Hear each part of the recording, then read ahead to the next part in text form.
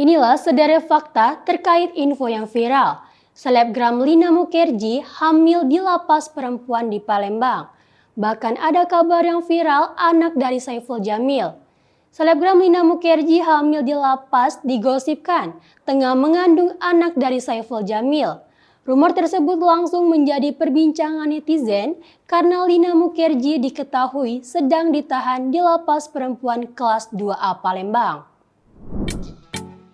Isu kehamilan Lina Mukherjee sebelumnya sempat beredar, menyebutkan perempuan yang memiliki nama asli Lina Lutfiawati tersebut sedang mengandung anak dari penyanyi dangdut Saiful Jamil. Fakta dari rumor yang viral di media sosial.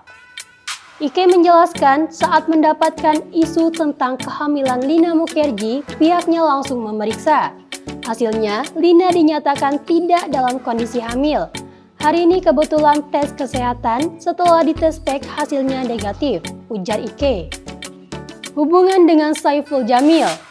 Sejak ditahan, Lina sering dibesuk oleh Saiful Jamil di lapas perempuan Palembang. Keduanya dikabarkan telah menjalin hubungan asmara. Sementara itu, di akun pribadi Lina Mukherjee, selebgram berusia 33 tahun itu tengah mengisi kegiatan bersama tahanan di lapas perempuan kelas 2A Palembang. Melalui videonya, Lina terlihat seperti membuat kerajinan jumputan kain khas Palembang.